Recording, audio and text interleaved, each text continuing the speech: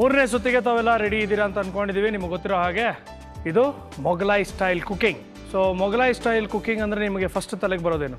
ಯಾವ ಡಿಶ್ ನಿಮಗೆ ಫಸ್ಟ್ ತಲೆಗೆ ಬರೋದು? ದಮ್ ಬಿರಿಯಾನಿ. ಬಿರಿಯಾನಿ. ಓಕೆ, ತಮಗೆ? ಕಿರ್ಮನಿ. ಇಬ್ರು ಬಿರಿಯಾನಿ ಹೇಳಿದ್ಮೇಲೆ ಇನ್ನೇನಿದೆ ಬ್ಯಾಲೆನ್ಸು? ಓಕೆ, ನಿಮಗೆ ಇವಾಗ ಕೊಡ್ತಾ ಇರುವಂತಹ ಒಂದು ಚಾಲೆಂಜ್ ಏನು ಅಂದರೆ ನೀವು ಮಾಡಬೇಕಾಗಿರೋದು ಮಟನ್ ಬಿರಿಯಾನಿ. ಓಕೆ, ಮಟನ್ ಬಿರಿಯಾನಿಗೆ ಬೇಕಾಗಿರುವಂಥ ಪದಾರ್ಥಗಳು ಬೇಸಿಕ್ ಆಗಿ ಅಲ್ಲಿ ನಿಮಗೆ ಬಾಸ್ಮತಿ ರೈಸ್ ಇದೆ, ಮಟನ್ ಇದೆ, ಅದಕ್ಕೆ ಯೂಸ್ ಮಾಡೋದು ಪುದೀನ ಯೂಸ್ ಮಾಡ್ತಾರೆ, ಚಿಲ್ಲಿ ಪೌಡರ್ ಯೂಸ್ ಮಾಡ್ತಾರೆ, ಜಿಂಜರ್ ಗಾರ್ಲಿಕ್ ಪೇಸ್ಟ್ ಯೂಸ್ ಮಾಡ್ತಾರೆ, ಕರ್ಡ್ಸ್ ಯೂಸ್ ಮಾಡ್ತಾರೆ, ಜೀರಾ ಪೌಡರ್ ಯೂಸ್ ಮಾಡ್ತಾರೆ, ಸಾಲ್ಟ್ ಯೂಸ್ ಮಾಡ್ತಾರೆ. ಸೊ ಬಿರಿಯಾನಿ ಎಲೆ ಅಂತಲೇ ಕರೀತಾರೆ, ಅದನ್ನು ಯೂಸ್ ಮಾಡ್ತಾರೆ, ಚಕ್ಕೆ, ಲವಂಗ, ಮರಾಠಿ ಮೊಗ್ಗು ಇವೆಲ್ಲ ಯೂಸ್ ಮಾಡ್ತಾರೆ. ಹಾಗೆ ನೀವು 3 ಜನ ನಿಮಗೆ ಮಟನ್ ಬಿರಿಯಾನಿ ಮಾಡೋದಕ್ಕೆ ಅಲ್ಲೇನೇನು ಬೇಕು ಎಲ್ಲ ಕೊಟ್ಟಿದ್ದೀವಿ. ಇವರು ವೆಜಿಟೇರಿಯನ್ ಬಿರಿಯಾನಿ ಮಾಡ್ತಾರೆ. ಯಾರು? ನಮ್ಮ ನಾಗರಾಜ್. ನೀವು ವೆಜಿಟೇರಿಯನ್ ಬಿರಿಯಾನಿ ಮಾಡಿ. ಇದನ್ನು ದಮ್ ಬಿರಿಯಾನಿ ಥರ ಮಾಡಬೇಕು ಅಂದರೆ ನೀವು ಹಿಟ್ಟನ್ನು ಕಲಿಸ್ಕೊಂಡು ಮೈದಾ ಹಿಟ್ಟು ಇದು ಅನ್ನೋದು ಲಾಸ್ಟಲ್ಲಿ ದಮ್ ಕಟ್ಟೋಕ್ಕೆ ಬರುತ್ತಾ? ಕಟ್ಟಕ್ಕೆ ಬರುತ್ತೆ. ಹೆಂಗೆ? ದಮ್ ಕಟ್ಟೋದು ಅಂದರೆ ಮಾಡಿರೋ ಪಾತ್ರೆ ಮೇಲೆ ಮುಚ್ಚಳ ಇಟ್ಬಿಟ್ಟು ಅದ್ರ ಮೇಲೆ ಭಾರವಾದ ವಸ್ತು ಇಡೋದು, ಗಾಳಿ ಹೊರಗಡೆ ಹೋಗ್ದಿರೋಂಗೆ. ಅಥವಾ ಗೋಧಿ ಹಿಟ್ಟು ಕಲಿಸ್ಬಿಟ್ಟು ಆ ಮುಚ್ಚಳಕ್ಕೂ ಪಾತ್ರೆಗೂ ಅಂಟಿಸ್ಬೇಕು ಸುತ್ತ.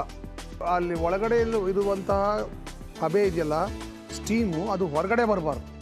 ಅಷ್ಟು ಪರ್ಫೆಕ್ಟಾಗಿ ಅದನ್ನು ಪ್ಯಾಕ್ ಮಾಡಬೇಕು. ಅದು ಪ್ಯಾಕ್ ಮಾಡೋಕ್ಕಾದ್ರೆ ಮಾಡಿ, ಏನು ತೊಂದರೆ ಇಲ್ಲ. ಓಕೆ, ಸೊ ನಿಮಗೆಲ್ಲ ಇವಾಗ ಬಿರಿಯಾನಿ ಹೇಗೆ ಮಾಡೋದು ಅಂತ ಒಂದು ಐಡಿಯಾ ಕೊಟ್ಟಿದ್ದೀವಿ. ಸೊ ನೀವು ನಿಮ್ಮ ಸ್ವಂತ ಬುದ್ಧಿಯನ್ನು ಕೂಡ ಸ್ವಲ್ಪ ಉಪಯೋಗಿಸ್ಕೋಬೇಕಾಗುತ್ತೆ. ಯಾಕಂದರೆ ಬಿರಿಯಾನಿ ಹೀಗೆ ಮಾಡಬೇಕು ಅಂತ ಹೇಳೋದಕ್ಕಾಗಲ್ಲ. ಒಂದು ಬಿರಿಯಾನಿನ 10 ಥರ ಮಾಡ್ಬೋದು. ಓಕೆ, ಸೊ ನೀವು ನಿಮ್ಮ ಸ್ಟೈಲಲ್ಲಿ ಯಾವ ಥರ ಮಾಡ್ತೀರಾ ಅನ್ನೋದನ್ನ ಕೂಡ ನಾವು ಚೆಕ್ ಮಾಡ್ಕೋತೀವಿ. ಅಲ್ಟಿಮೇಟ್ಲಿ ಲಾಸ್ಟಲ್ಲಿ ನಮಗೆ ಟೇಸ್ಟ್ ಚೆನ್ನಾಗಿರ್ಬೇಕು. ಸೊ ನಾಗರಾಜ್, ನೀವು vegetable biryani ಮಾಡ್ತಾಯಿದ್ದೀರಾ.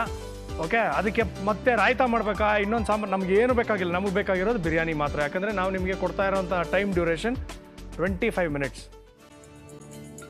All ready? 1, 2, 3. Yes. Your time starts now.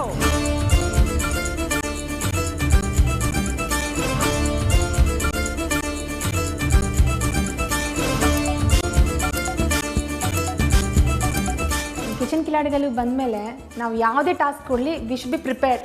ಯಾವುದು ಚೆನ್ನಾಗಿ ಮಾಡಬೇಕು, ಚೆನ್ನಾಗಿ ನಮಗೆ ಜನಕ್ಕೆ ತೋರಿಸ್ಬೇಕು ಯಾವ ಥರ ಐಟಮ್ಸ್ ನಾವು ಮಾಡ್ತಾ ಇದ್ವಿ ಅಂತ.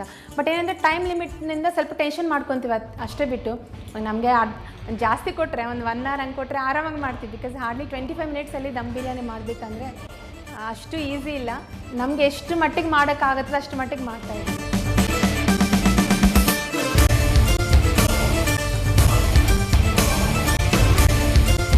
ಅಣ್ಣ, ಸಮ್ಮರ್ ಬಂತು ಅಂದರೆ ನಂಗೆ ಜ್ಞಾಪಕ ಬರೋದು ಮಾವಿನ ಹಣ್ಣು.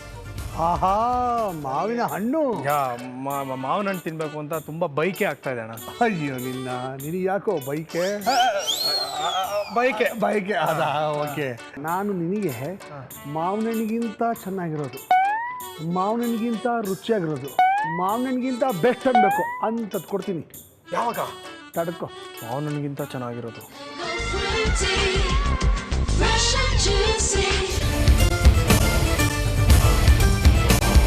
ಈ ಥರ ಟಫ್ ಫೈಟ್ ಇದ್ದರೆ ನಾವು ನೆಕ್ಸ್ಟ್ ಟೈಮ್ ಏನಾರ ನೆಕ್ಸ್ಟ್ ಪ್ರಿಪ್ರೇಷನ್ಗೆ ಇನ್ನೂ ಚೆನ್ನಾಗಿ ಮಾಡಬೇಕು, ಈ ಥರ ಮಾಡಬೇಕು, ಈ ಥರ ಡೆಕೋರೇಟ್ ಮಾಡಬೇಕು, ಆ ಥರ ಐಡಿಯಾಸ್ ಸಿಗುತ್ತದೆ.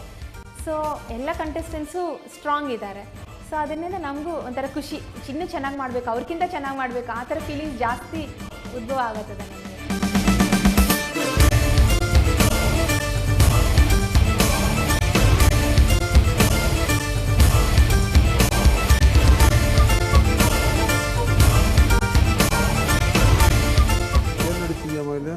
ಇಲ್ಲ ಅನ್ನ, ಅಲ್ಲಿ ಮಸಾಲೆ.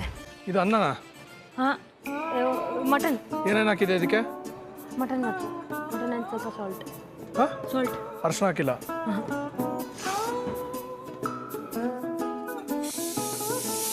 ಎಷ್ಟು ವಿಸಿಲ್ ಮಾಡಿಸ್ತಾ ಇದೆಯಾ ಅದು? 4 ಬಂದಾಯ್ತು ಆಲ್ರೆಡಿ. ಅಲ್ಲಿ ಓಡೋಗಿದ್ದು ತಾನೆ, ಅಲ್ಲೇ 2 ಬಂತು. ಇಲ್ಲ, ನನಗೇನು? ನಿಜವಾಗ್ಲೂ I am telling you the truth. Why should I lie? ಸುಳ್ಳು ಹೇಳ್ಬೇಕಾ ನಾನು?